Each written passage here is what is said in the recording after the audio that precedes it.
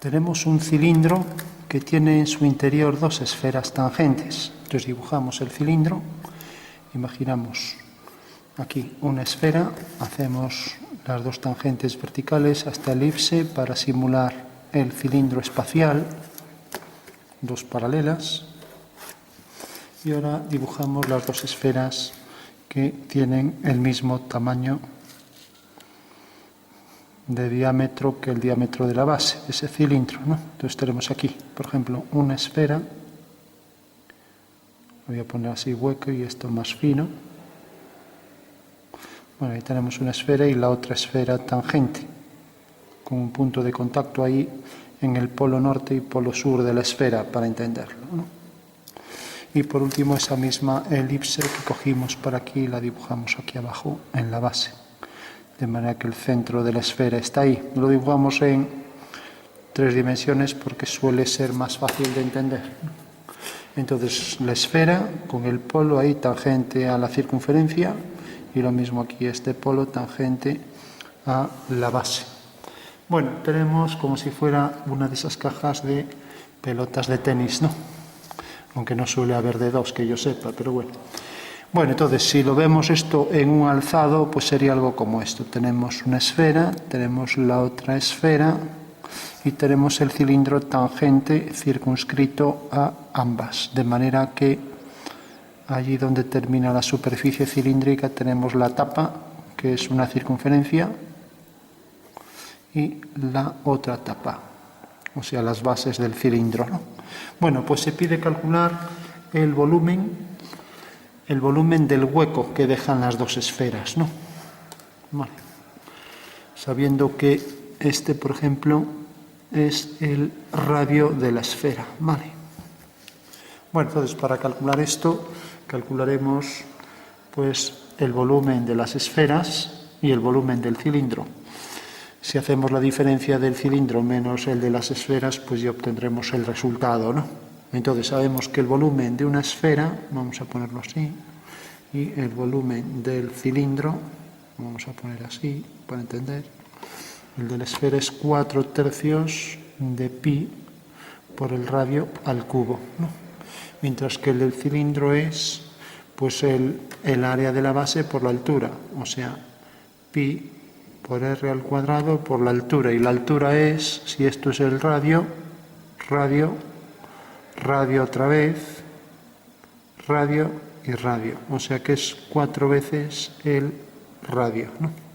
O sea, la base por la altura, y la altura, como decíamos, 4 veces el radio. Bueno, ya sabemos lo que vale pues el volumen de todo el cilindro, que es esto, y el volumen de una esfera, que es esto. El volumen de las dos esferas pues era esto sumado a lo mismo, multiplicado por 2. Entonces cogemos el volumen de todo el cilindro, entonces tenemos volumen del cilindro menos volumen de la esfera, pues será igual, volumen del cilindro, pi r cuadrado por r es r cubo, y ponemos el 4 delante. 4 pi r cubo menos, y ahora tenemos que 2 veces la esfera, pues es 2, que multiplica a todo esto. Podemos ponerlo si queremos entre paréntesis o ya multiplicarlo. 4 pi r cuadrado partido por 3, así para que se vea más claro, ¿no? Bueno, pues si calculamos esto, tenemos, esto es 2 que multiplica esto, bueno, 2/3 que multiplica lo mismo, ¿no? Podemos sacar factor común, ¿no? Esto es 4 pi r cubo.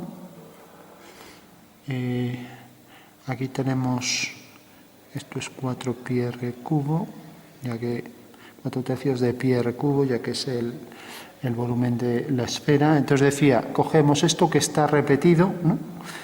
Y aquí tenemos 4 pi r cubo, que lo dejamos aquí, y aquí tenemos lo mismo, 4 pi r cubo.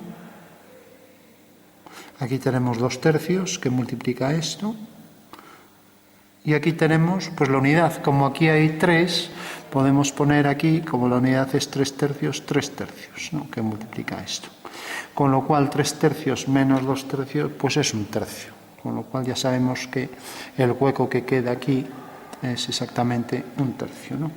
Entonces aquí tenemos tres volúmenes iguales, un volumen de la esfera, otro de la esfera y otro del interior, que sería igual al de una esfera, ¿no? Vale. O lo que es lo mismo, el hueco que queda entre las esferas pues será 1/3 del volumen del cilindro, ya que 3 menos 2 es 1, 1/3 de el volumen, cuando tenemos aquí 4πr cubo, ¿no? De 4pi por r al cubo, ¿no? Que era en realidad, como vimos aquí, 4pi por r cuadrado por r es r al cubo, ¿no?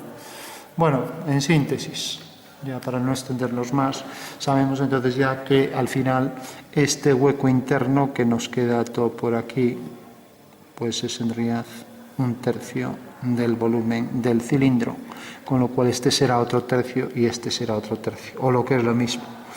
La esfera tiene exactamente el mismo volumen que el hueco que queda en el interior, ¿no? O también cada uno de los tres elementos es 1/3 de todo el cilindro, ¿no?